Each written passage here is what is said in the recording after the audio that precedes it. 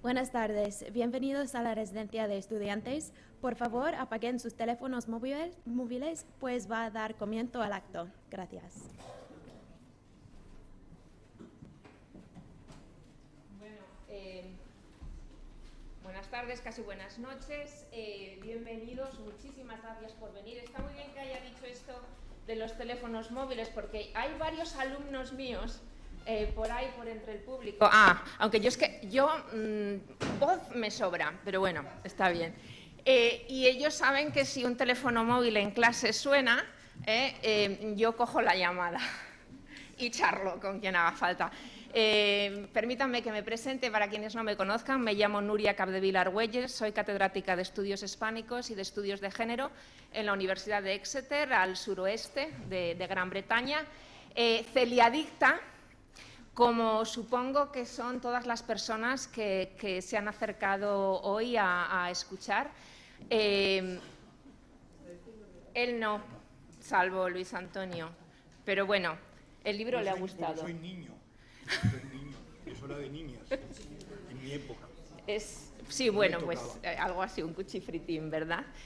Y bueno, me he sentado entre ellos dos para moderarles un poco, después de que hablemos cada uno, no demasiado tiempo, sobre el texto que hoy presentamos.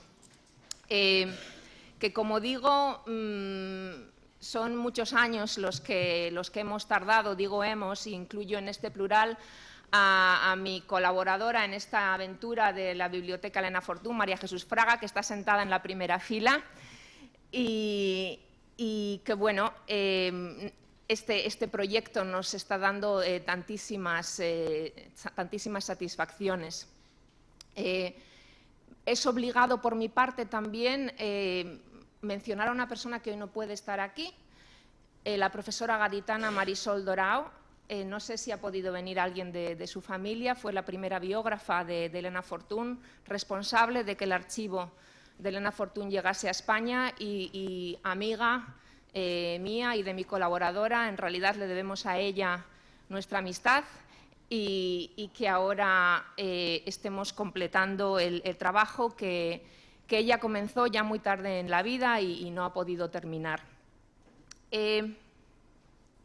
Quisiera muy brevemente, sin extenderme demasiado, porque luego espero que en el debate podamos quizás comentar más cosas, dar un breve contexto para Celiadictos y para Luis Antonio sobre este relevante a este libro de Elena Fortún, que ella no firmó como Elena Fortún y que firmó como Rosa María Castaños.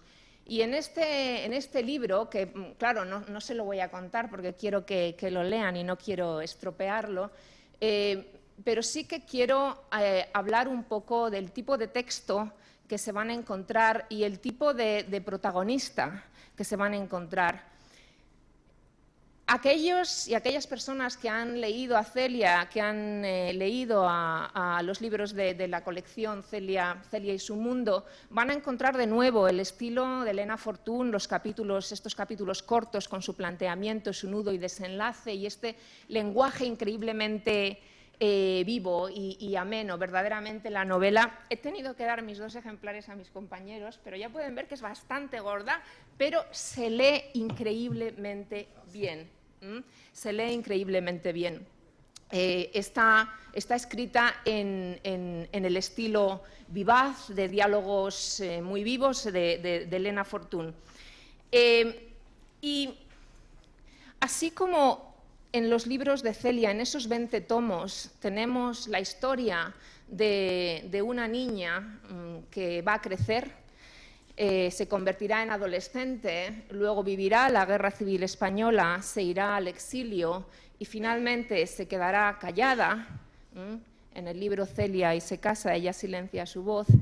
A mí me gusta pensar que en este libro inédito de Elena Fortún, que ella dejó guardado durante tantos años, ella continuó narrando una trayectoria que no se atrevió a incorporar a aquel personaje que durante mucho tiempo pensábamos que era el síntoma, la huella más importante que había dejado de sí misma, que es Celia. Porque hay una cosa que creo que es clara para todos, que estamos ante un caso de escritora que fue comida por su personaje. Verdaderamente Celia funcionó también de armario para Elena Fortún. Y sin embargo, es reconfortante para mí como investigadora de la memoria de las mujeres, es reconfortante constatar que ella, como tantas otras escritoras de su generación, también cultivó el libro de memorias, la escritura autobiográfica, incluso aunque fuese para dejarla escondida. Le debemos a una serie de amigas que no quemaron este libro el que hoy podamos leerlo. Y en él nos vamos a encontrar una niña, para empezar, que se parece muchísimo, muchísimo a Celia. Una niña con una gran sensibilidad como Celia, una niña a la que le gusta leer, a la que le gusta pintar, pero esta niña no va a vivir los años más convulsos de la historia española para luego quedar silenciada, como fue el caso de Celia, sino que va a ir avanzando en el mundo de la autoría, de la realización artística, y a la vez va a aprender también una lección importantísima y muy difícil sobre sí misma. Va a aprender a entender su homosexualidad. Desde ese punto de vista estamos ante un texto absolutamente único en las letras españolas. Podríamos compararlo en cierta manera al Pozo de las Soledades de Radcliffe Hall en la literatura inglesa. Pero yo no conozco en nuestra literatura en lengua castellana otro testimonio como este de la vida íntima de una mujer que nace en un momento en el que vive inmersa en una sociedad obsesionada por controlar la conducta de las niñas y por alejarlas del conocimiento de sí mismas. El peregrinaje de este personaje entrañable que es esta niña, María Luisa Arroyo, para mí fue fascinante de leer, y si me lo permiten voy a contarles una historia. María Luisa se llama esta niña que tenemos en Oculto Sendero, que conocemos cuando es una niña de unos 7 u 8 años y abandonamos ya cuando es una mujer adulta. Hace pues más o menos 8 años, quizás alguno más, yo investigaba para otro libro, para un libro que se llama Artistas y Precursoras, y me tuve que ir a una casa a las afueras de Madrid a ver la obra de una pintora madrileña que se llamaba Marisa Roeset, que yo no sé si Luis Antonio la conoce.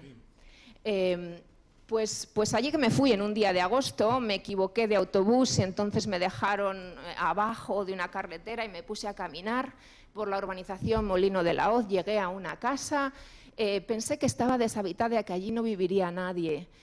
Pensé que me había equivocado. Yo iba ahí a ver la obra de la pintora Marisa Roeset. Llamé al timbre, no habría nadie, el calor que yo tenía era increíble, ya me había hasta quitado los zapatos, así que imagínense qué cuadro. Y finalmente vi un perrito que ladraba a lo lejos, unos pasos que se acercaban, y se abrió una puerta y me abrió una de las sobrinas de la cantante de ópera Lola Rodríguez Aragón. Me presenté, soy Nuria Capdevila. He venido a ver la obra de Marisa Roeset, por supuesto, pasa. Entré a aquella casa y lo primero que vi fue un cuadro de dimensiones enormes, tan grandes como las de estas ventanas.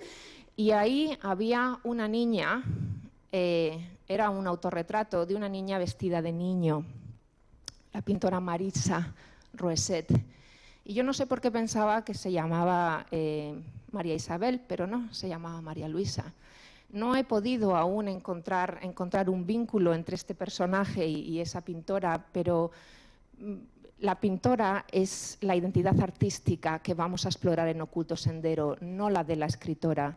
Y Y me encanta que Elena Fortún haya hecho esto en este libro, porque de alguna manera me pareció que conectaba con mi propio trabajo y que verdaderamente me motivaba para seguir investigando y para seguir adentrándome en la historia del oculto sendero de la vida de Elena Fortún. Y les dejo simplemente con una reflexión sobre esto del oculto sendero.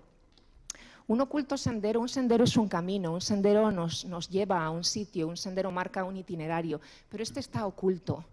Y sin embargo creo que es nuestra obligación como investigadores el adentrarnos en esa vida íntima y secreta de las mujeres que son las madres de nuestro feminismo, del pensamiento, de la cultura femenina y para humanizarlas, no para monumentalizarlas, porque ellas en ningún caso fueron como los autores varones de su generación, fueron mujeres que escribieron o que crearon como Elena Fortún por absoluta necesidad de expresarse. Espero que disfruten de este libro y espero que lo discutamos aquí entre todos en esta mesa, pues con el placer que ha supuesto para mis compañeros y para mí leerlo y conocerlo. Y estoy segura de que lo van a disfrutar muchísimo. Muchísimas gracias.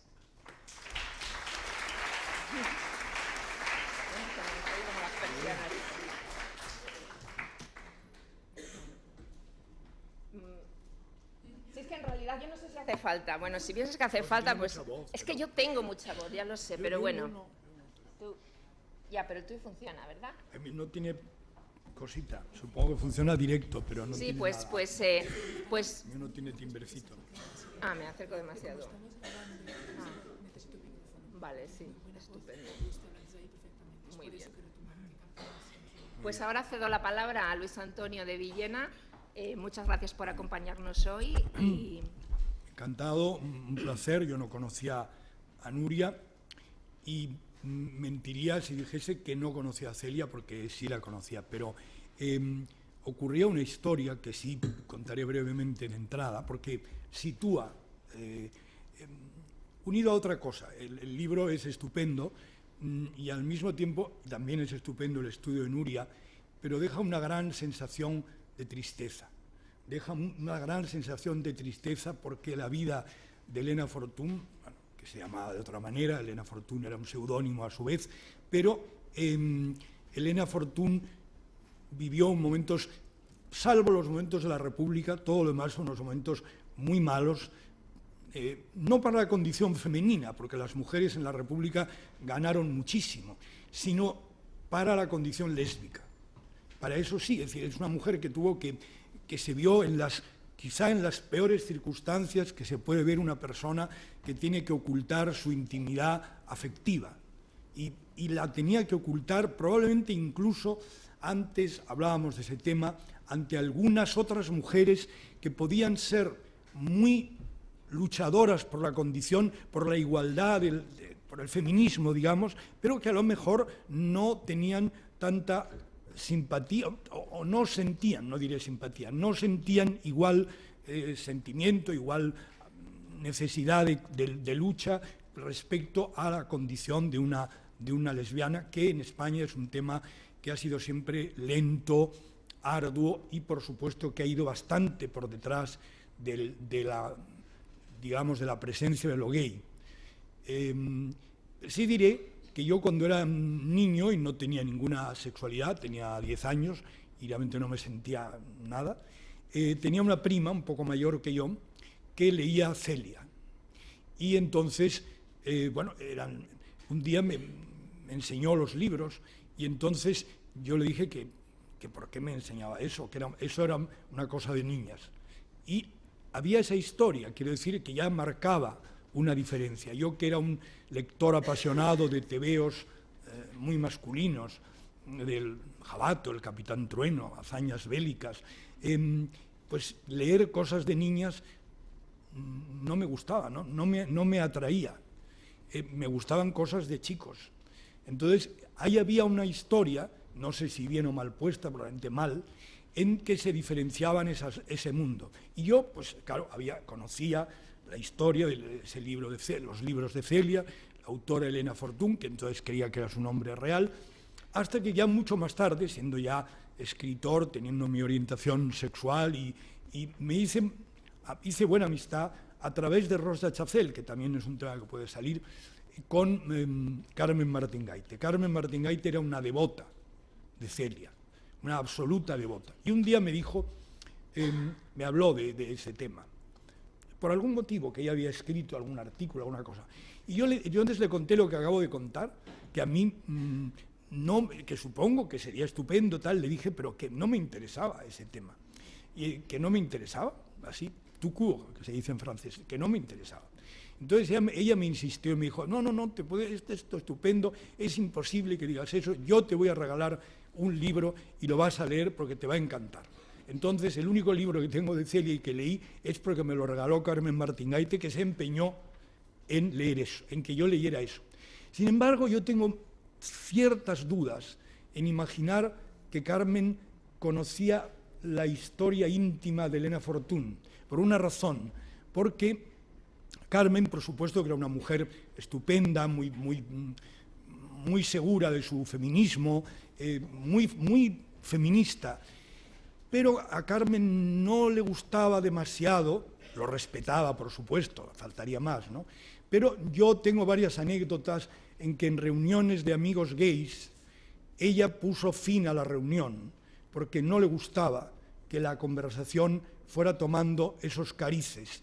Una de esas veces, los personajes que estábamos reunidos en un chalet a las afueras de Madrid, eran Gil Albert, Gil de Viedma, Paco Brines, yo y ella, y Carmen Martín Gaite. Y se empezó a hablar del mundo gay masculino. Pero a ella no deshizo la reunión, que la deshizo, porque se tratase de lo masculino, sino porque realmente ella se sentía como muy ajena al mundo homosexual. Entonces, en un momento dado, dijo sencillamente, ¿hay alguien que tenga coche y me quiera bajar a Madrid?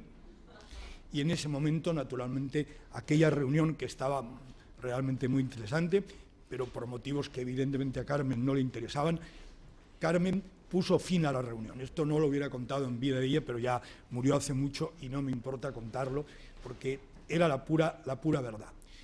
Es decir, que yo creo que a Carmen el tema de la sexualidad lésbica me parece a mí que no era uno de sus temas preferidos. Luego sí vienen ya muchas mujeres, que era el tema que supongo me trae a mí aquí, porque no soy un especialista en Elena Fortún, como se acaba de ver, aparte de haber leído esta estupenda novela, y muy pionera para lo que se podía hacer en el momento que ella la escribe en los años 40, ¿no? Pero sí, después he conocido a muchas que estaban en ese mundo, que venían del mundo moderno de la República. Por ejemplo, un caso, yo era intimísimo, puedo decirlo así, de Rosa Chacel. Rosa Chacel, todo el mundo se empeñaba en decir que era lesbiana. Estaba casada y tiene un hijo. El marido era un pintor de los que salvó el fondo del Museo del Prado durante la guerra, pero ella tuvo una relación rarísima con el marido, Timoteo Pérez Rubio. Yo fui muy amigo de Rosa. Rosa estaba siempre, por ejemplo, sus cumpleaños, en el mes de abril, si no recuerdo mal, ella hacía unas reuniones en su casa llenas de mujeres, donde el único hombre era yo. Porque a Rosa le gustaba siempre, había sido muy amiga de Luis Cernuda, yo sería el menor en ese territorio, pero a Rosa solía tener algún amigo gay. Pero luego estaba rodeada de mujeres, y de mujeres que no hacía falta decir lo que eran. A la doctora Monasterio no hacía falta decir nada.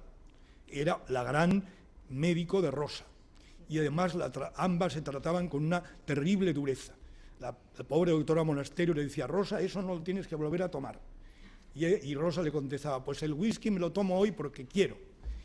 Y ella decía, pues tú sabrás. Y se quedaba como enfadada. Bueno, aquello era un mundo femenino y un mundo donde había un aire lésbico. Rosa nunca hablaba del tema lésbico, daba por hecho su enorme interés en el mundo de las mujeres.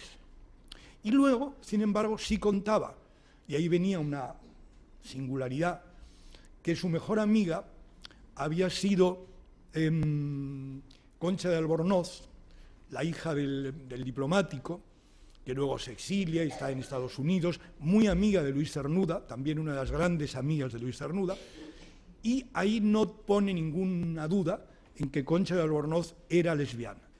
Ahí lo dice claramente. Pero, y a su vez te dice que Concha de Albornoz era su amiga íntima. Esto parece un chismorreo, pero no es chismorreo porque todo tiene que ver después con la labor, el trabajo o la situación del mundo lésbico en España. Claro, parecía difícil entender que Rosa y Concha de Albornoz fueran intimísimas amigas, como a mí me lo reconoció la propia Rosa, teniendo en cuenta que al menos una de ellas era claramente lesbiana. Bueno, evidentemente no tiene por qué pasar nada, pero es como una extraña pista que queda ahí. A su vez, ellas no tenían nada que ver con otra mujer que yo conocí por Vicente Aleixandre, porque le tenía alquilada la parte de arriba de su chalet. Vicente Aleixandre era gay, pero también estaba muy armarizado, y tan armarizado como su vecina de arriba, su alquilada de arriba, que era Carmen Conde. Pero Carmen Conde estaba casada también, casada con un señor muy erudito, especialista en Rubén Darío, y yo creo que un hombre con poca sexualidad, es decir, ni masculina ni femenina, un hombre un poco asexuado que se dedicaba a su trabajo de filólogo, y pienso que en ese sentido pues, Carmen Conde no tendría muchos problemas con ese marido que no, aparentemente, se llamaba Oliver Belmas, no le debió hacer mucha molestia. Otro caso distinto sería el de otra persona a la que conocí por vía de un amigo común tangerino que aquí en la residencia fue muy bien tratado, Emilio Sanz de Soto, que tú te acordarás, Alicia él, persona encantadora, que había sido muy amigo de Carmen Laforet. Ya vamos acercando en el tiempo. Yo desde luego había leído, porque se leía en la universidad, nada de Carmen Laforet, cuando me la presentó Emilio, que la había conocido en Tánger, porque Carmen Laforet había estado casada con el penúltimo director del diario España de Tánger, un periodista, y yo creo que ahí yo conocí a Carmen Laforet, a su vez en casa de Emilio, con una celebérrima lesbiana o bisexual británico-argentina, que Emilio conocía de la época de Tánger, una mujer muy fascinante, llamada Beatrix Pender, que hablaba muy bien español porque era argentina, pero que tenía aspecto de inglesa, que el pobre Emilio, haciendo un esfuerzo, había comprado 2 botellitas de Jerez para pasar la tarde en su casa. Las 2 botellitas se las bebió Beatrix, mientras que Carmen Laforet y yo creo que tomamos una copita porque no nos dejó más tiempo. Beatrix se hablaba muchísimo, que se decía que había sido la amante de Eleanor Roosevelt, la mujer del presidente de los Estados Unidos, que parece que también era lesbiana. Bien, dentro de ese contexto, yo ahí nunca pensé ¿qué hace aquí Carmen Laforet? Luego ya fui viendo, y por algo que me dijo Emilio, y por el trato que ella tuvo conmigo, cariñosísimo, como lectora de mis libros, que me escribía cartas muy cariñosas sobre mis libros, creo que ella lo que vio es, no hablo de si los libros eran buenos o malos, no viene al caso, sino que los libros estaban tema gay. Y ella de repente sintió que había de alguna manera llegado tarde, o se había de alguna manera equivocado, cuando ella podía leer esa literatura, que de alguna forma es lo que ella hubiera querido hacer, y no hizo. No hizo, lo hablábamos con Ángeles y con Nuria antes de este momento, pues probablemente y la sensación que daba Carmen Laforet era de una persona doliente, problemática, de problemática en sentido de su mente, ¿no? Era una persona con propensiones depresivas, como nerviosa, fumaba mucho, estaba siempre así con aire triste, terminó muy mal. Bueno, ¿qué le ocurría? Pues había estado casada con un hombre que probablemente era un poco duro, masculinamente duro, y por otro lado tenía hijos, son escritores o escriben algo. Bueno, y yo les tengo el mayor respeto porque quise mucho a su madre. Pero claro, entiendo que es difícil esa situación de los matrimonios que se hicieron tantos, digamos, el matrimonio de tapadera, el matrimonio escudo, que funciona o que puede funcionar si no hay hijos, como si no me equivoco era el caso de Carmen Conde, porque entonces es una relación marido-mujer, y bueno, ahí ya es más fácil, pero que si hay hijos cobra una dimensión muy, muy distinta, y creo que era el caso de Carmen Laforet, que de alguna manera vivió en el armario toda su vida porque, entre otras razones, tenía hijos, y debió pensar cuál sería la reacción de los hijos al enterarse de que su mamá era lesbiana. Yo ponía el caso, porque había conocido a un amigo hace muchísimos años, que en un bar gay un día salió llorando, yo fui detrás de él y me dijo, es que acabo de ver a mi padre. Y entonces, ¿tú acabas de ver a tu padre? Sí, ahí, dentro, está dentro, en una sala al fondo. Y yo le dije, bueno, y si tú eres gay, pues ¿por qué no va a ser gay tu padre? Tampoco es tan grave. Y entonces me dijo, no, si, en fin, eso se puede discutir, pero el problema es que yo, antes de darme cuenta que era mi padre, he ido hacia él porque me gustaba. Como ven, vamos entrando ya en un tema muy delicado. Al día solo, yo después le perdí la pista al chico, pero lo que sí supe es que al día siguiente, pues comieron en la casa, creo que tenía dos hermanas, él, su mamá y su papá. Allí nadie dijo nada, él no sabía si el padre le había visto o no, pero bueno, el padre debía estar harto acostumbrado a disimular, la madre si lo sabía también, quiero decir, allí nadie dijo nada, no pasó nada. No pasó nada habiendo pasado tantísimas cosas. Es decir, habían pasado muchísimas cosas y sin embargo nadie dijo nada. Bueno, estoy siguiendo un poco un hilo en el cual tienen ustedes que estar viendo por medio a Elena Fortún, de mujeres en el ámbito de la cultura hispánica, mujeres importantes, todas ellas, que tenían mayor o menor relación con el hecho lésbico. Y llega finalmente a la que yo traté más ya como lésbica, que era Gloria Fuertes, y que podía tener un problema parecido por haber escrito cosas para niños. En el caso de Elena Fortún había escrito cosas para lo que entonces se llamaba literatura juvenil, que hoy no sé si existe el entrecomillado literatura juvenil, porque yo creo que después de niños ya uno lee literatura de adultos, no hay ese periodo intermedio que había en mi niñez de literatura juvenil y que nos saltábamos, ya en mi niñez nos saltábamos a la literatura juvenil porque parecía un quiero y no puedo, ¿no? Pero bueno, Gloria, a la que yo conocí en los años 70, amiga de Lucía Bosset, que era claramente lesbiana y que además iba rodeada de chicas, Gloria de repente echa el cerrojo, pudiéramos decir, se echa enormemente para atrás cuando empieza a salir en la televisión en programas de niños.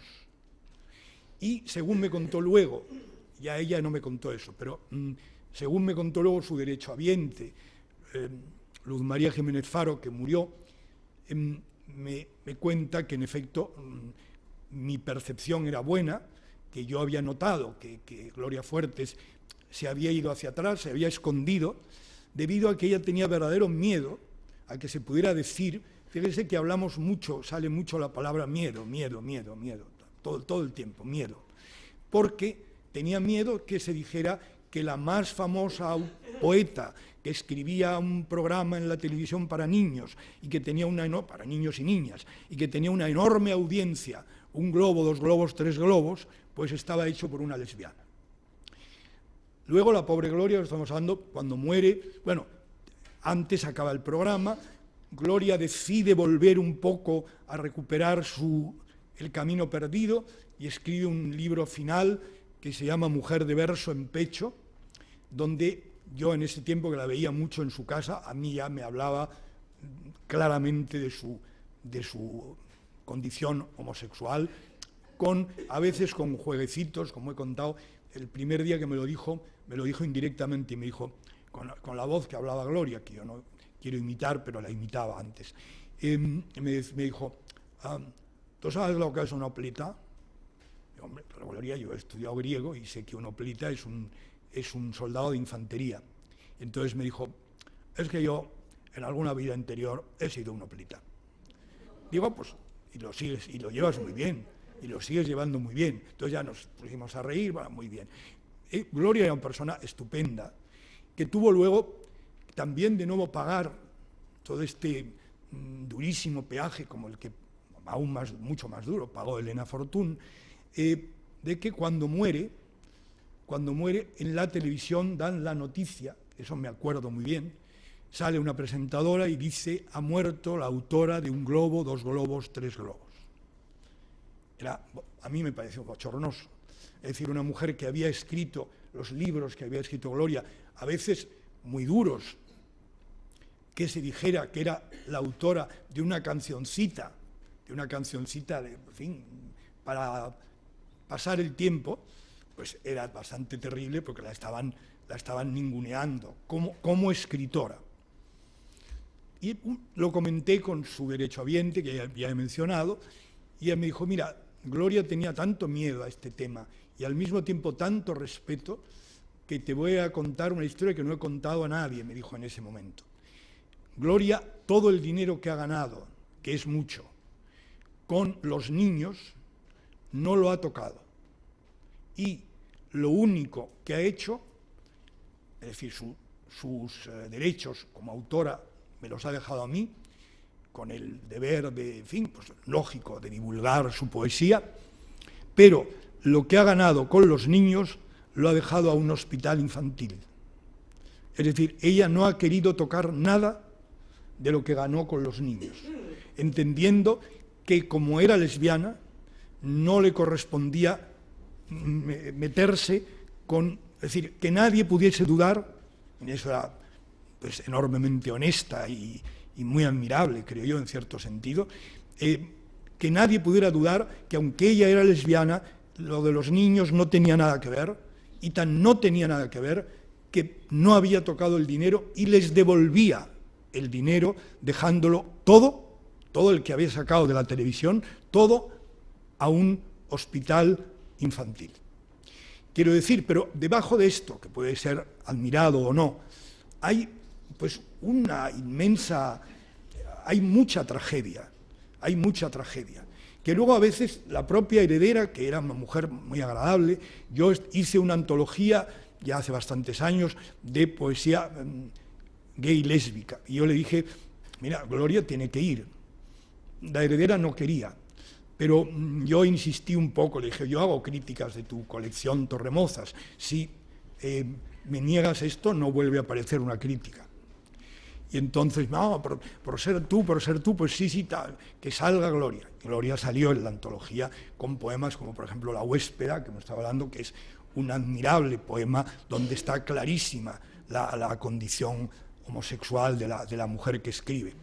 Aunque siempre un poquito sesgado, ¿no? No es directo, es un poquito sesgado. Bueno, todavía podría terminar, y no quiero quitar más tiempo, pero puedo terminar, porque estoy haciendo como un recorrido, como han visto, de la cultura lésbica en España. Como ven, es bastante, hay mucho, y a la vez todo tiene que ser mirado con lupa, pues con una también que fue muy amiga mía, y porque yo era muy amigo de su hermano, que era gay, que es Ana María Moix, hermana de Terence Moix. Todo el mundo sabía que Ana María era lesbiana, pero Ana María nunca hablaba de ese tema, lo daba por hecho. Daba por hecho que tú lo sabías, sobre todo siendo amigo del hermano.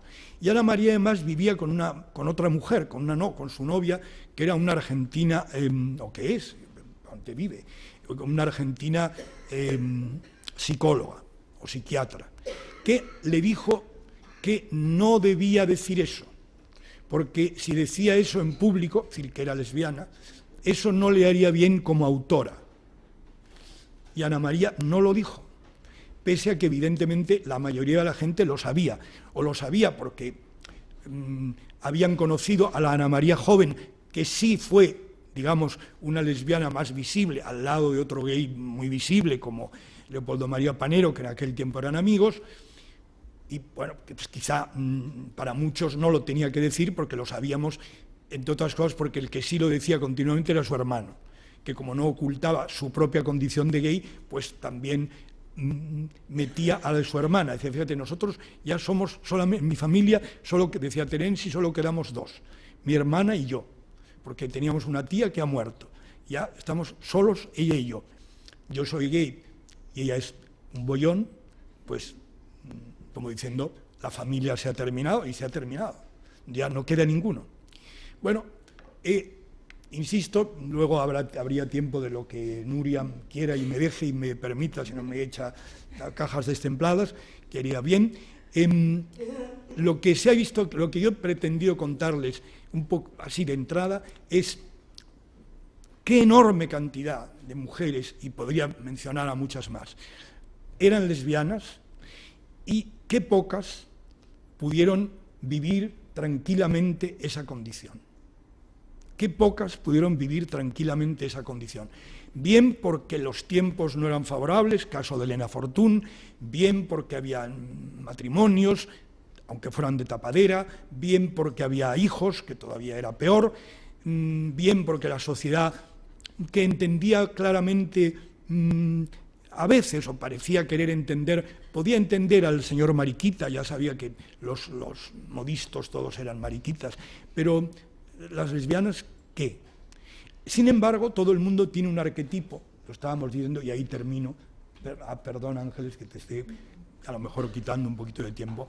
Cuando uno ve una foto del cantante Miguel de Molina, pues nadie duda, pues nadie puede dudar que ese señor es gay, o a no ser que los hay, a no ser que tenga una pluma tremenda, pero luego sea muy heterosexual, que los hay, pero normalmente Miguel de Molina da el claro aspecto de un hombre, que no todos son así, evidentemente, pero da el aspecto de un hombre heterosexual, de un hombre homosexual, obviamente.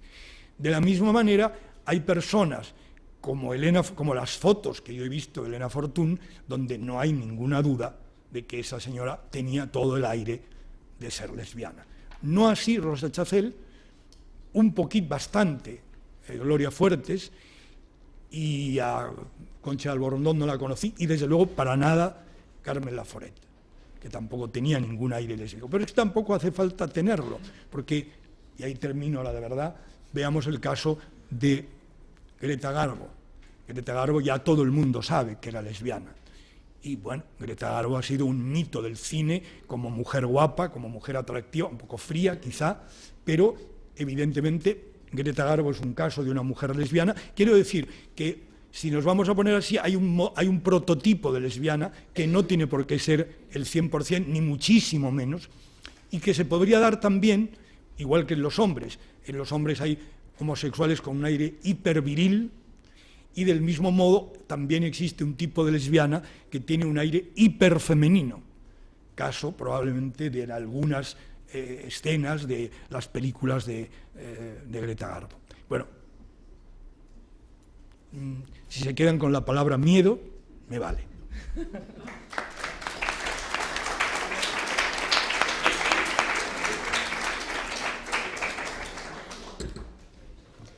Tiene ahora la palabra Ángeles González Sinde. Gracias. Hola, buenas tardes. Y muchas gracias por llenar esta sala para hablar de Elena Fortún y conocer su novela.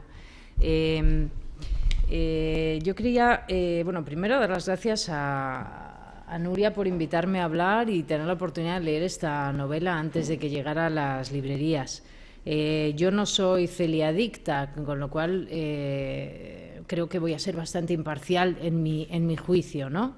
La lectura de Celia no está unida a mi infancia. En mi infancia no se leía Celia. En mi casa mi madre no era, o mi abuela no habían sido lectoras de Celia, y yo la he leído muy tardíamente, ¿no? Yo sí que soy autora de literatura infantil, he publicado 4 novelas y 6 cuentos, y entonces esto me ha hecho tener después interés y curiosidad por lo que se ha escrito y lo que se escribe para niños. Así que también por eso agradezco al editor esta apuesta por una autora de literatura infantil, porque es una apuesta que es más arriesgada. De hecho, eso es también es otro de los muchos asuntos que toca la novela. Uno es la autoría de quienes se dedican a prestar atención al mundo de los niños, ¿no? Que en la cultura es muy marginal y está muy desprestigiado. Cuando la protagonista por fin logra ganarse la vida como pintora, porque tiene mucho talento y tarda en poder ejercerlo y desarrollarlo, no quiero destriparles la novela, pero ella se gana la vida haciendo retratos para niños, descubre que es una gran retratista y tiene un filón de clientes que le van a permitir emanciparse y mantenerse económicamente y exponer. Pero claro, siente este vacío alrededor cuando va a otras tertulias de escritores y de intelectuales. Nadie menciona su obra, porque nadie menciona tu obra cuando eres autor de literatura infantil. Como yo, en mi caso no es así, porque yo también, sobre todo, hago cosas para adultos, pues digamos que mi ego y mi vanidad pues está muy bien satisfecha, ¿no? Pero sí que otros compañeros que a lo mejor venden muchísimo más que los autores de adultos siempre tienen este pesar de no contar en el mundo de la gran literatura, a pesar de que los niños son unos lectores muy exigentes. Y de la misma manera me imagino que para un pintor hacer retratos de niños tiene algo bastante más inaprensible que hacer un retrato de un adulto, aunque solo sea porque el niño no va a posar de la misma manera, ni tiene una conciencia de su imagen ni de su identidad de la misma forma, ¿no? No tiene máscara, ¿no? Entonces, por todas esas razones, el libro me parece que es un libro... bueno, hay 4 asuntos de los que quería hablarles con respecto a este libro. El primero es la importancia literaria. Le decía a Nuria que a mí me ha sorprendido mucho el libro. Cuando te dicen, bueno, te voy a mandar este manuscrito que nunca se publicó, lleva 50 años, 60 guardado en un cajón. Bueno, pues tú como autor ya sabes que hay cosas que tú dejas en el cajón y normalmente hay una razón para ello. No te quedó bien, no es fallido, no lo terminaste, está sin repasar. Bueno, pues muchas veces se sacan novelas póstumas o novelas inconclusas y en general suele ocurrir que el autor pues no había querido publicarlas por alguna razón, ¿no? Este no es el caso y tiene algo que ver también con esa sensación después de leer esta novela, que es tan magnífica, es tan perfecta, está tan trabajada, tan repasada, tan impecable, que Nuria y María Jesús lo único que han tenido que corregir son los abundantes leísmos, muy propios además del habla de Elena Fortún, del norte de España, y yo creo que muy de esa época, ¿no? Claro, te sorprende, o sea, escribe esto, le dedica todo este tiempo, lo calcula tanto, es una novela que está para ir a imprenta, pero la guarda en un cajón. Esto es realmente algo que enlaza con esa tristeza de decir, Dios mío, qué situación, ¿no? En qué situación se veían estas... no la podía publicar, pero aún así hace todo el afán y posiblemente Nuria apunta que era una novela escrita para una lectora, que es la primera de esa cadena de mujeres a la que Nuria alude, y que es el segundo punto sobre el que yo creo que hace a esta novela importante, ¿no? El primero sería esa importancia literaria. Para mí realmente, por ejemplo, ella es muy buena en cómo administra la información, cómo va presentando personajes. Como contaba Nuria, la novela recorre la vida de una mujer desde que tiene 10 años hasta que tiene más o menos 40 y tantos, calculo. Y bueno, pues van apareciendo personajes que luego se retoman y tú nunca sospechas si ese personaje no anticipa, ¿no? No sabes si aquel profesor particular 10 capítulos más tarde va a reaparecer y va a ser importantísimo en su vida, sino que administra muy bien la información,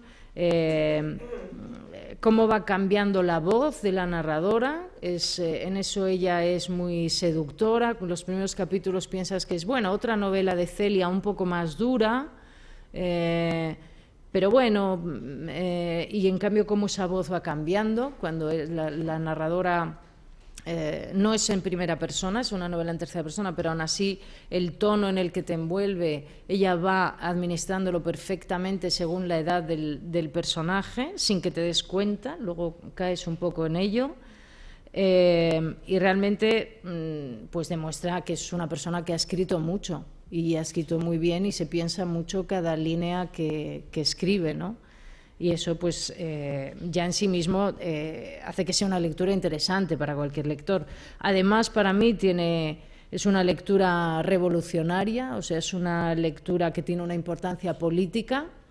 Nuria lo explica muy bien en la introducción. Yo me la he leído después de la novela porque no me gusta que me destrocen las novelas los editores y recomiendo hacerlo así. Pero desde luego ella alude a muchos asuntos que son pertinentes hoy y que son importantes hoy.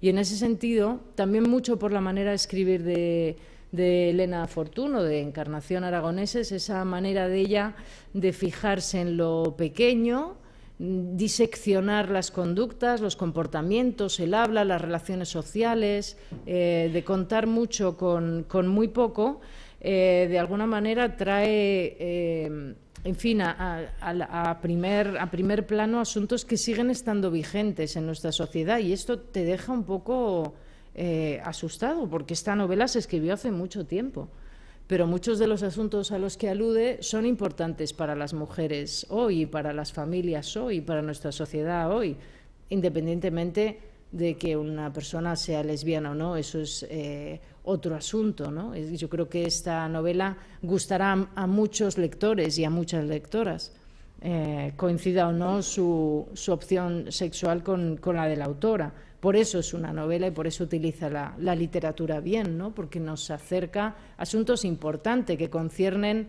a la vida, ¿no? Y a cómo despegarnos de nuestra familia, cómo despegarnos de la normativa, de lo que hemos aprendido, las dudas, la conciencia, la costumbre, el temor y el precio que se paga a veces por la cobardía que se comete consciente o inconscientemente en esa fila de pequeños actos que constituyen nuestra vida, ¿no?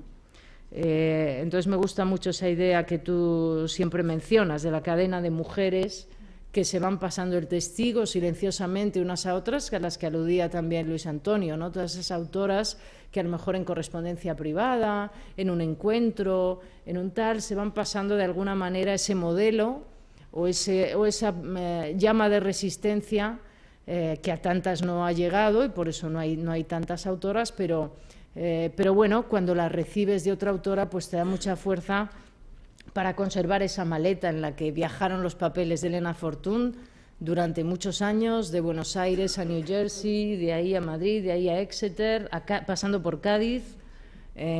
O sea que una serie de mujeres en varios continentes han mantenido viva la llama de Elena Fortún, que hasta que la recupera en los 80 Aguilar, ¿no?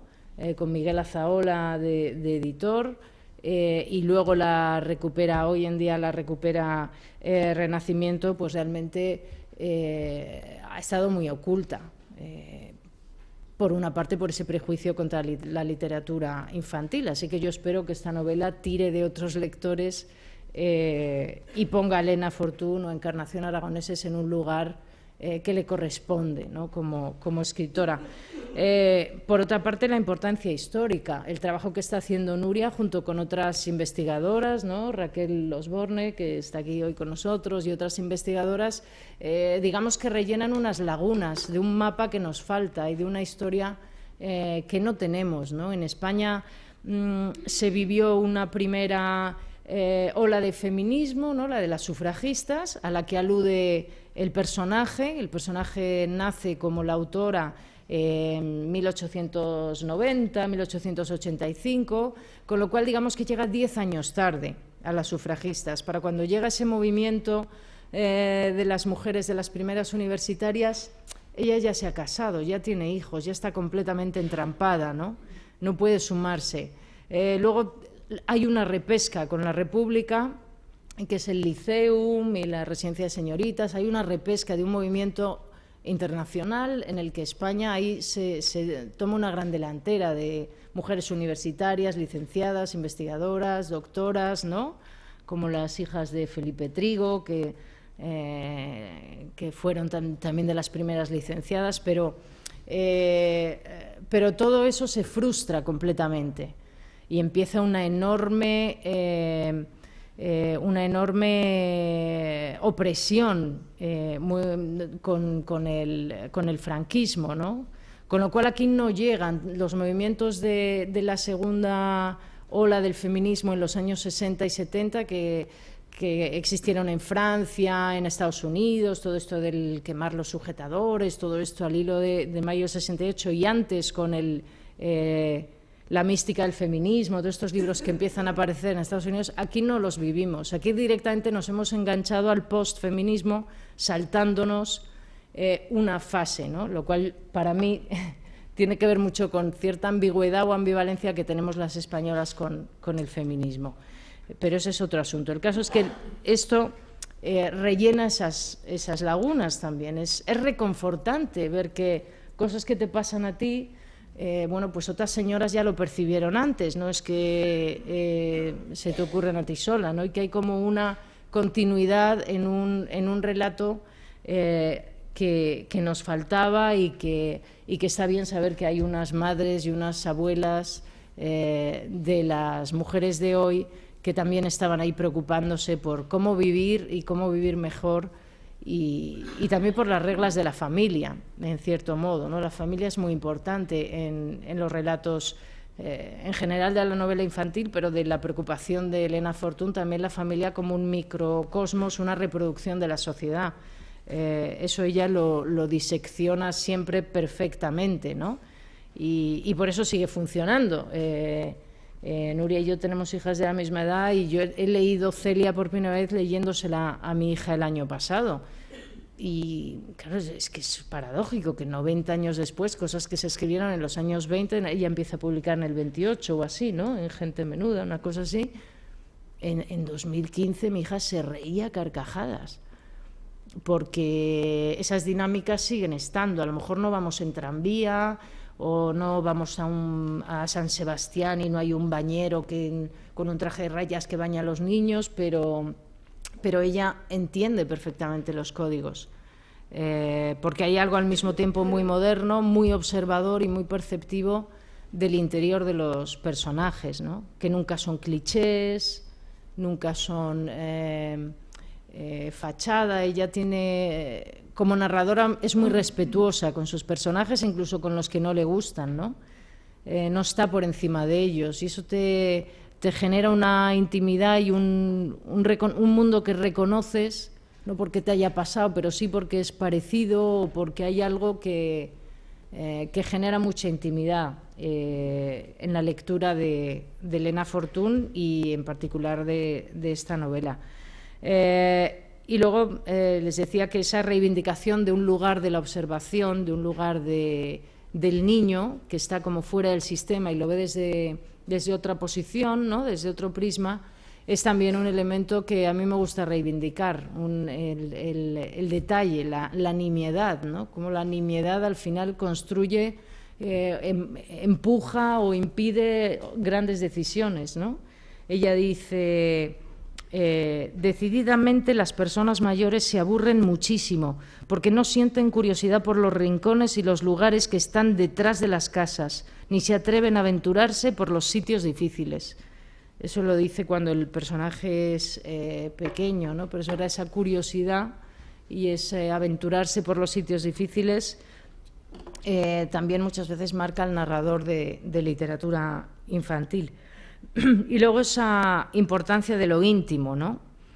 Como esta lectura, además, este año que ha salido este libro sobre la maternidad, ¿no? Que pone en cuestión el de esta autora israelí, este ensayo Madres culpables, no, Madres arrepentidas, pues Elena Fortún hace 60 o 70 años estaba hablando de eso, estaba hablando de la trampa de tener hijos, de la trampa del matrimonio, de cómo detiene una carrera, cómo hay otras mujeres que le dan ese consejo de no tengas hijos, no te cases, cómo en cambio para otras esa es su única salvación, y salvación económica, salvación social, de legitimación, como la que se ha quedado soltera, la profesora de piano, Clara, ¿no? Le hace una descripción de cómo va a ser si te quedas soltera. Te quedas fuera, estás al margen, no es deseable, ¿no? Y en cambio otras que le dicen tienes que hacer de tu trabajo tu familia, de tu trabajo tu matrimonio, ¿no? Y eso también es muy reconocible hoy. Hay muchos de los dilemas o de las cuestiones que se plantea el personaje y las otras mujeres que tiene alrededor, que, en fin, es un libro para que se lean las chicas jóvenes, las adolescentes o universitarias, les interesará también, ¿no? Porque pues esas cuestiones no están tan superadas como pensamos, y yo creo que incluso ahora mucho menos que a lo mejor cuando yo era más joven. Yo veo ahora a las mujeres mucho más atadas por un compromiso con la maternidad de lo que estábamos las mujeres de mi generación. Yo tengo 50 años, ¿no? Y a ninguna de mis amigas se le planteó dejar el trabajo porque tenían hijos, mientras que ahora eso ha vuelto a ser frecuente. Hay mujeres abogadas, ingenieras, economistas que dejan su trabajo porque quieren criar a los hijos, al margen de que haya, por supuesto, situaciones de la dificultad de la conciliación, la economía, demás. Bueno, es algo para tener en cuenta, ¿no? Que hay y bueno, esto es un poco lo que más quería destacar de esta novela, y ese personaje que Andrés Trapello en su prólogo también cita, que es esta idea de la chica rara, ¿no? Que creo que es de Carmen Martín Gaite, que a mí me gusta mucho la idea de la chica rara, porque es muy gráfico y todos podemos o reconocernos en alguna temporada que hemos sido la chica rara, hasta que encontramos a otras chicas raras y ahí es cuando dejas de serlo. Así que bienvenidos a esta novela que realmente creo que es una delicia. Muchas gracias.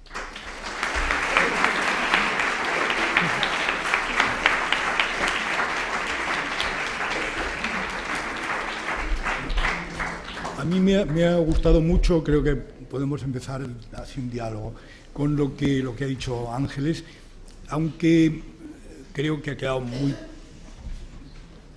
tocado, muy bien, todo el tema del feminismo, ¿no? Del mundo femenino, menos el tema de lo lésbico, quizá porque lo había tratado yo, pero hay otro tema ahí. En primer lugar, tú has hablado de que, claro, tú eres un poquitín más joven que yo, mucho. Yo recuerdo que las chicas de mi generación sí vivieron, las universitarias sí vivían el 68 y el mundo contracultural norteamericano, porque lo vivía yo también. ¿No? Claro, muy minoritario, pero muy claro. Yo he visto muchas de las que iban sin sujetador, he visto muchas de las que no se depilaban, porque no estaba de moda depilarse, no importaba que se viera el vello de la axila o incluso de otro lugar, porque era lo natural. Ese mundo ha existido en España, lo que pasa en el franquismo. Lo que pasa es que era un grupo universitario de mujeres muy modernas. Me puedo acordar de una gran novelista que en ese momento estaba con Fernando Sabater, que era Lourdes Ortiz. Lourdes Ortiz era una chica así, una me moderna. Imagino que claro, si no fuera por ellas no tendríamos a Manuela Carmena, Paca Sauquillo, son mujeres de esa generación. Y todas las que habían leído, por supuesto las que habían leído a Simone de Beauvoir, El segundo sexo, todas esas cosas, pero mucho más que eso, ya las que estaban metidas realmente en la contracultura, en el mundo de la contracultura de los 70. Pero eso es un mundo, claro, donde ahí el elemento feminista está muy claro, es muy importante, está muy bien, ha ido en crecida. Surge ese tema ya surge entonces el tema que, como tú has dicho muy bien, ahora está en una cierta recesión. Entonces yo no creo que se le diga a ninguna mujer que no sea madre, pero sí empieza la historia de que el franquismo, y no solo el franquismo, digamos, cierta moral que viene de la religión católica y que es asumido por muchos gobiernos de derechas especialmente, asumen la ecuación de que una mujer no se cumple como mujer si no es madre. la idea de decir que eso no es verdad, que una mujer, estupendo si es madre, pero que se puede cumplir como mujer también perfectísimamente sin ser madre.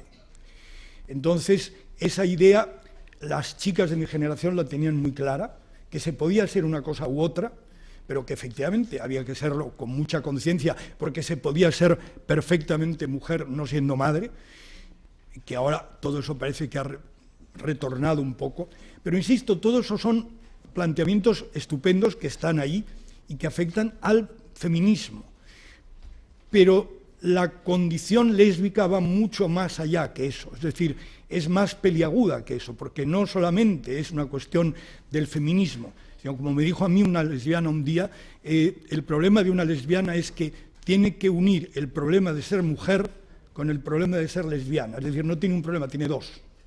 Entonces, ese segundo es el que, curiosamente, sobre todo lo que tú has dicho muy bien, es necesario invocar otra vez, que es que no solamente hay aquí un problema de feminidad, de feminismo, del camino de las modernas, que por ejemplo aquí lo hubo en la República a su modo, como el famoso de la Rive Gauche de París con Natalie Clifford Barney, todo ese mundo de lesbianas que estuvo en torno a esta millonaria norteamericana que escribía en francés, ese mundo donde eran claramente lesbianas, no solo feministas, sino lesbianas, donde entró Vita Sackville-West, por ejemplo, etcétera, ¿no? Entonces, ese mundo, ese es el que aquí realmente, si el feminismo llegó tarde, pero llegó, este otro mundo ha llegado a trompicones y prácticamente mal, y está llegando ahora. Yo, por ejemplo, yo he hecho mucho rescate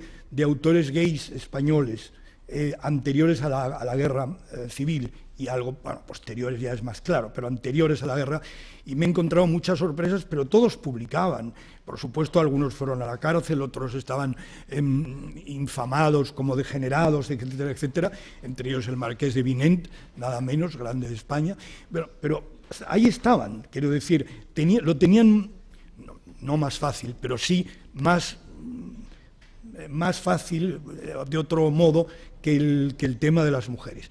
Y luego hay un tema ahí también que debe salir, es decir, lo que yo quería separar, el camino de la lesbiana no es exactamente el camino de la feminista, aunque se crucen mucho, pero no es exactamente el mismo, aunque tengan, insisto, tangencias claras.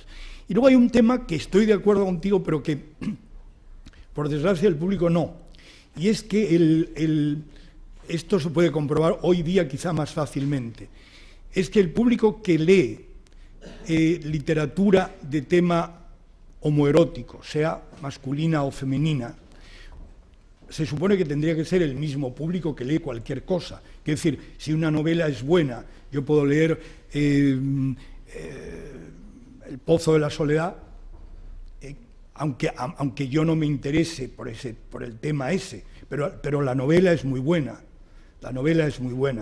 y la vida de Radcliffe Hall es muy, muy fascinante, ¿no? Pero bueno, independientemente de eso, o Vita Sackville-West y la correspondencia con Violet de Fréjus, una se vestía de hombre y se iban juntas a París, la rica, que era Vita, vestida de hombre, y se hacía llamar Manolo o algo así, Manolo o Manuel, se ponía un nombre español, porque tenía una abuela española. Bueno, resultado, todo ese mundo, pensamos, yo por ejemplo puedo leer, y he leído, los poemas de Pedro Salinas o los poemas de Pablo Neruda dedicados a mujeres, que ya sé que son dedicados a mujeres, y no me preocupa nada, quiero decir, los leo porque me gustan y me parecen excelentes poetas. Pero me he encontrado, ahora, hace 2 años, 1 año, quizá más hoy día, a gente que me ha dicho, yo estoy absolutamente a favor de la homosexualidad,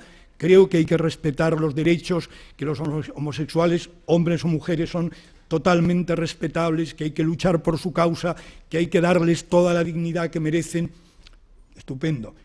Bueno, mira, te regalo los poemas de Cavafis, o algunos más evidentes. Y dices, bueno, ¿sabes lo que pasa? Que a mí este tema no me llega. Me parece estupendo que exista esto, me parece muy bien, pero a mí no me llega. Porque hablan de chicos. ¿No? Entonces, esa historia, no, quiero decir solamente, ahí acabo, que esa mezcla de problemas, yo creo que sí importan mucho a este libro. Es decir, el que existe un tipo de lectores, no a lo mejor los que estamos aquí, desde luego no en mi caso, y estoy seguro que no el vuestro, que sí diferencian porque no tienen una buena educación. Es decir, a mí me han dado una educación de heterosexual y por lo tanto puedo leer poemas dedicados a mujeres, pero los que han recibido una educación heterosexual que quitaba la homosexualidad no tienen fácil meterse en el mundo de la homosexualidad. Eso por un lado, y luego el tema de la lesbiana como un tema pegado al feminismo, pero no exactamente coincidente con el feminismo, desde luego seguro que no, creo. Yo me quiero quedar con una idea y que creo que es preciso ahondar un poco en ella, es la pertinencia de Oculto Sendero hoy y la vigencia de esta novela. Y a mí me interesa mucho destacar que hay una serie de términos y hay una serie de ideas que la autora no tiene. Y esto has aludido antes. Ella no va a hablar evidentemente de conciliación familiar, no va a hablar de violencia doméstica, no va a hablar de violencia de género, tampoco va a usar la palabra lesbiana, la que ella va a usar evidentemente acorde con los tiempos es la de invertida, y sin embargo tampoco va a utilizar la palabra discriminación, y sin embargo todos estos temas están ahí. Y es precisamente el hecho de que estén lo que nos va a ayudar a entender el poder de la discriminación, el poder de la violencia en nuestros días. También me interesa destacar, un poco al hilo de lo que mis compañeros han ido comentando, que es una época en la cual la protagonista, como también en fin, el mundo intelectual de entonces, no separan sexo de género. No lo separan, no son capaces de separarlo. Y entonces, bueno, pues la esencia de la persona, es su sexo y también es su género. Yo creo que todavía hoy en nuestra sociedad se castiga a quienes no hacen su género bien. Eso sigue existiendo. Y vamos a verlo también en Oculto Sendero, porque lo que vamos a ver es la historia de una mujer a la cual nunca, ni de niña, ni de adolescente, ni de esposa, ni cuando es madre, jamás les saldrá hacer su género bien. Y ahora yo creo que es el momento de abrir el turno de preguntas, ¿verdad?, al público. Si alguien quiere preguntar algo, por favor.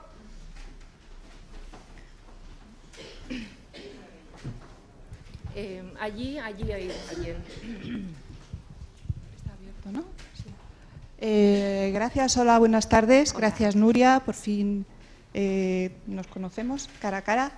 En primer lugar, agradecerte a ti y a María Jesús el trabajo que estáis haciendo de dedicación y de recopilación inmenso, que me ha permitido alargar mi hilo conductor hasta vosotras, porque yo sí que soy celiófila y celioadicta, y creo que he conseguido transmitir además el virus a la generación siguiente.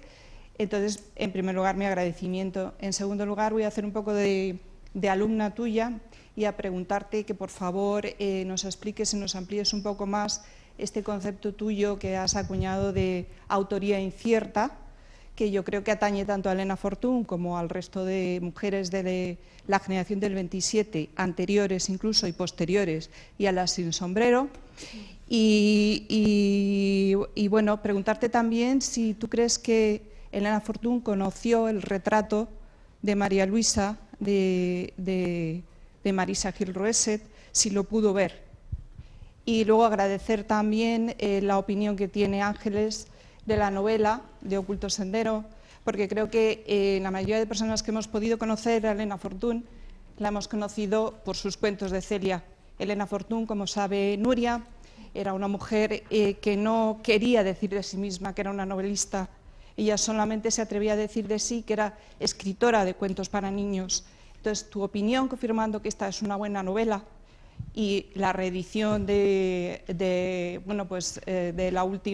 último libro de Celia en la Revolución, yo me gustaría que fuera un testimonio que pusiese a Elena Fortún en el lugar donde creo que siempre ha tenido que estar, ella y otras muchas mujeres. Gracias. Muchas gracias, María, ¿verdad? Eva, es verdad, Eva Zubieta. Sí, muchas gracias por haberme escrito, muchas gracias por tu interés y gracias por haber venido hoy. Vamos a ver a tus preguntas, la autoría incierta. Yo, que ya tengo unos cuantos años y desde luego una formación, soy hispanista, pero ejerzo fuera de España y mi formación ha ocurrido entre los dos países, entre España y Gran Bretaña. Entonces, por mi edad, uno de los textos críticos clave en mi formación fue un texto que supongo que muchos de ustedes conocen, que es La muerte del autor, ¿verdad?, de Roland Barthes, y esa idea que fue absolutamente canónica e incuestionable de que, bueno, el autor no importa y la vida del autor no importa.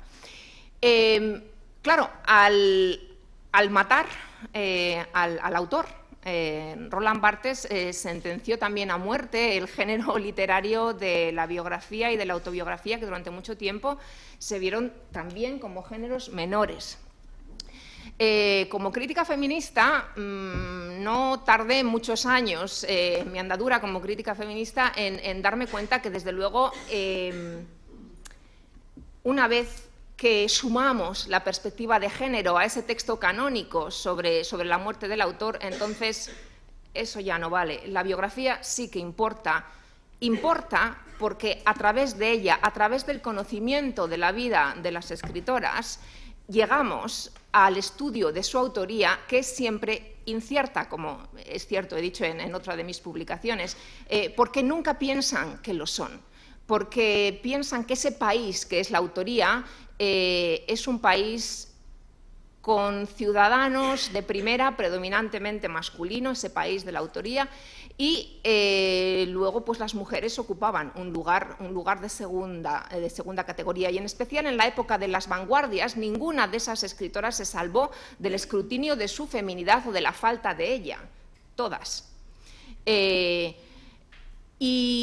Y fue una de las razones para las que, bueno, siempre, casi todas en sus libros utilizaban un recurso clásico latino, que era el captatio benevolentia, el predisponer al lector a que las lea, y bueno, pues siempre acertaba, bueno, aunque soy mujer, voy a escribir. No escribían con ansia de encumbramiento, no escribían para acabar en los anaqueles de la librería. En el caso de Elena Fortún, para mí es absolutamente un ejemplo claro. Era una mujer que necesitaba escribir, necesitaba hacerlo a diario. A Ángeles le ha sorprendido lo acabado que está este libro. A mí me ha sorprendido un poco menos por una sola razón, y es que he leído sus cartas, y sus cartas son ejercicios de literatura. Entonces, lo que sacó al exterior, y me gusta mucho la figura del armario, que pienso que es la contribución más importante de los estudios gay al pensamiento, a la comprensión sobre la identidad humana. Entonces, yo pienso en Elena Fortún, en ese nombre, en esa autora verdaderamente matada por su personaje. Pienso en ella como una autora incierta, como una autora que habita en un armario al que tenemos que entrar para averiguar en toda su extensión precisamente lo que significa ser autor, ser el punto en el que convergen muchos discursos. Y al entender al autor, entendemos una época, entendemos cómo circulaban las ideas, entendemos también el discurso que generaba la ignorancia y, en definitiva, entendemos nuestra historia y nuestra identidad. Y espero que con eso más o menos te haya respondido. Es que acabo de ver un montón de alumnos míos que sé que están aquí, y ahora mismo estoy seguro que Sophie, Connie y los demás están pensando, ya está otra vez, la Nuria. Respecto a tu segunda pregunta, Marisa Rosset, una cosa que se me olvidó mencionar antes es que Marisa Rosset también pintó muchísimos marineros. He intentado encontrar... Era un tema muy de la época. Muy de la época, exacto. He intentado encontrar... Y una ya se siente como una detective en este mundo de mujeres, en el cual para mí es absolutamente clave ir encontrando genealogías. No he logrado aún encontrar el vínculo entre Marisa Rosset y Elena. El único vínculo para mí ahora mismo es este personaje, evidentemente. Sin embargo, bueno, miento, un vínculo muy tenue, el vínculo de Victorina Durán. No estoy tan segura, sino la casa de Victorina Durán. Sí que he logrado, no muy tarde, o sea, bastante recientemente, confirmar que Marisa Roset frecuentaba la casa de Victorina Durán. Sí que la frecuentó antes de la guerra, el círculo sáfico de Victorina Durán, y no tengo la menor duda de que Elena y Matilde Ras lo frecuentaron, y de hecho hay una referencia clara a ese mundo en los diarios de Matilde Ras. Una leve referencia por ayudar a Roland Barthes, del que yo fui alumno en París y amigo después. Lo que ha dicho Nuria es perfectamente cierto. El estructuralismo intentó, no por primera vez, ya lo había hecho antes. No, es que no va dirigido, a usted. La respuesta no va dirigida a usted en absoluto, señorita. La respuesta no se dirige a usted en absoluto. Es una simple constatación de que Roland Barthes era homosexual y al final de su vida renegó por entero de lo que ella ha dicho. Sí, es cierto. Renegó totalmente. Era homosexual y renegó totalmente de eso porque escribió cosas directamente homosexuales, quitando el famoso grado 0 de la escritura. A usted no me dirijo para nada, señorita, para nada. Para nada. Sí, ¿otras preguntas, por favor? Sí, otras preguntas. Sí. Hola, muchas gracias. Yo quería preguntar, has comentado antes que lo escribió bajo el nombre de Rosa María Castaños. Y quería preguntar, pues, de qué bien, igual que Elena Fortuno era de un personaje de Eusebio, su marido, sí. Si este otro seudónimo pues era por algo, y si el libro lo escribió en Argentina, y cómo se ve ahí la homosexualidad en ese país. Y luego a usted, Luis Antonio, si se llegó a leer el libro que le regaló Carmen Martín Gaite y qué opinión le merece en el caso en que. Y muchas gracias. Bueno, y ya puestos, que yo pienso que la biografía sí es importante, claro, porque si lo es una obra que te apasiona, que no será algo que ha sido vivido. Entonces, una vez te escuché, te oí en lo de Documentos de Radio Nacional, hablar de teosofía, y quería preguntar también si esas voces que supuestamente oía previniéndola contra el matrimonio o que su niño iba a morir, si fueron reales. Muchas gracias. Bueno, empiezo yo y te cedo la palabra después.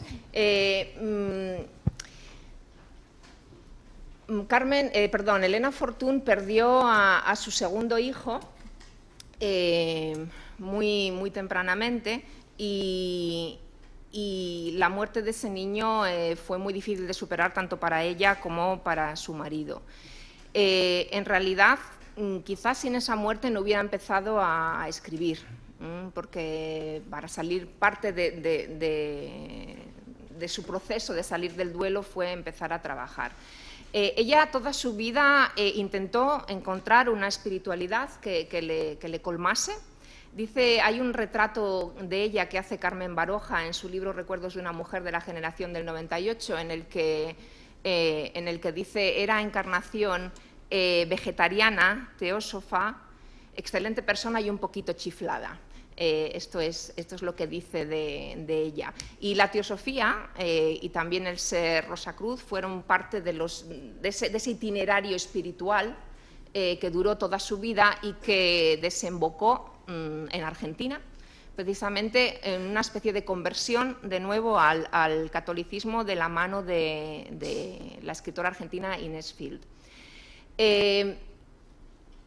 Hace 3 meses estuve trabajando con una serie de grabaciones, y una de las grabaciones de personas que conocieron a Elena Fortuny, esto va un poco en la segunda parte de tu pregunta sobre el lesbianismo en la Argentina y el mundo que ella dejó allí. El libro, sin duda alguna, lo acabó allí. Estuve escuchando la grabación de la doctora Fernanda Monasterio. La doctora Fernanda Monasterio, de la misma generación de Carmen Laforet, más joven que Elena Fortuny, amiga de Elena Fortuny. Y Fernanda Monasterio va a visitar a Elena Fortuny al sanatorio Puigdolena en Cataluña, cuando ella ya está muy enferma, está ya agonizando, entonces pasa una noche con ella, agarrándole la mano, consolándola, contando cosas, porque estaba muy sola. Y hace esto justamente antes de marcharse a Argentina. En Argentina, la doctora Fernanda Monasterio, que era médica y era psiquiatra y creía que el psicoanálisis jamás ha curado a nadie, y ella abogaba por la curación de la persona atendiendo a todo, a cuerpo y a mente. Pues ella pensaba que aquí en España había sido discípula de Marañón, también no iba a poder ejercer la medicina y la psiquiatría de la forma en que ella quería hacerlo y se marchó a Argentina. Y en Argentina ocupó el lugar que había dejado Elena Fortún, intimó con sus amigas y fue recibida ahí por un mundo que yo llamaría absolutamente sáfico. Después, Fernanda Monasterio hizo carrera en Argentina, fundó diferentes departamentos de psiquiatría y volvió a España, como antes mencionaba Luis Antonio, y volvió a ejercer. Incluso he conocido esta semana que hemos tenido diversos actos sobre Elena Fortún, he conocido a diversas pacientes de la doctora Monasterio, esto me ha interesado muchísimo. Y para mí es una escritora sin obra, muy influida por Elena, y que fue la médico de Rosa Chacel, y que en Argentina definitivamente te puedo asegurar que sí se sintió recibida intelectual e humanamente por un mundo al que, feminista y lésbico, las dos cosas, al que Elena Fortún había pertenecido. ¿Me he dejado alguna cosa de lo que me has preguntado? El seudónimo de Rosa María Castaños. No sabemos por qué lo ha utilizado, no sabemos. Lo armarizó definitivamente, eso no nos lo ha dejado explicado. Pero también nos tenemos que dar cuenta que de Oculto Sendero casi no habla en su correspondencia. Ella lo único que pide es que lo quemen, pero a mí siempre me gusta decir que lo pide en el margen de una carta escrito a lápiz y no a máquina, con lo cual yo creo que no la creyeron, que en el fondo no quería que se quemase. ¿De acuerdo? Bueno, no sé qué me has dicho, no sé qué me preguntabas. Si habías leído el libro que te regaló Carmen Martín Gaite. Sí. Bueno, te empiezo diciendo lo de también apuntando lo del espiritismo. Eso era una corriente que surge mucho en finales del 19 y sobre todo en el principio del 20 se extiende ampliamente, y en España había un espiritista, un teósofo, que escribió enormes libros, que era Rosso de Luna. Y probablemente casi todo el mundo, libros publicados en los años 20, 10, 20, casi todo el mundo de esa época había leído a Rosso de Luna, que era estaba totalmente metido en ese mundo, que, digamos, independientemente de que uno tuviera más o menos creencias, estaba dentro de una cultura simbolista, de una cultura fin de siglo en general en Francia y en España, por ejemplo. Y luego, bueno, yo efectivamente, como ya he contado, no había leído nunca nada de Celia, y cuando se lo dije a Carmen Martín Gaite y ella me regaló un libro, pues por supuesto lo leí, no como mérito, sino porque además Carmen te hacía examen, es decir, que al día siguiente que fueras a verla o no te encontrases unos días después, te iba a preguntar, bueno, ¿y qué te ha parecido? ¿Y te gustó el momento ese? Bueno, naturalmente sí leí el libro, es el único que he leído, pero lo que me gustó mucho porque estaba muy bien escrito, que es lo que he reconocido aquí, que es el segundo libro de Elena Fortún que leo, y que he reconocido lo que ha dicho Ángeles. Quiero decir que es un libro muy bien escrito y a la vez como con una enorme facilidad. Es decir, produce una sensación de un libro muy bueno, como si le hubiera salido fácilmente, porque hay mucho diálogo y se ve que estaba ella muy habituada a hacer diálogo. A mí el libro de Celia me ha gustado mucho más este. Vayamos claramente. Este me ha gustado mucho más. Pero entiendo que sí, que es la autora del libro de Celia, que me gustó por una razón, aunque lo leí, digamos, fuera de órbita, porque yo era mayor, no lo leí en su momento, lo leí tarde, lo leí un poco para hacer caso a una amiga, pero el libro me pareció muy bien y me pareció sobre todo eso, que estaba escrito por una mujer que dominaba muy bien cierta concepción de la novela, con muchos diálogos, que lo hace a la vez una novela difícil, y fácil. Es decir, el lector tiene una sensación de que está leyendo algo muy fácil, que ha hecho, pues así como se suele decir, sentándose a la mesa y escribiendo o tecleando, que lo ha hecho muy fácil y que en realidad evidentemente no es fácil, porque eso requiere un don y un trabajo. O sea que sí lo leí y me gustó. Ahora, insisto, este libro me ha gustado más pues porque, como decía Ángeles, y salvando, como ella ha dicho muy bien, a todos los escritores de literatura infantil, que efectivamente la mayoría son muy olvidados, pero como eso todavía no se ha salvado, cuando tú te encuentras no con un escritor de literatura infantil, pero sí con temas demasiado juveniles, y ya lo lees de mayor, hay una cierta insalvable distancia, porque lo lees con ojo puramente crítico. Esto evidentemente es lo mismo y es otra cosa, ¿no? Gracias. ¿Nos da tiempo para una pregunta más? ¿Sí? ¿Alguna pregunta más, por favor? ¿Sí? Gracias.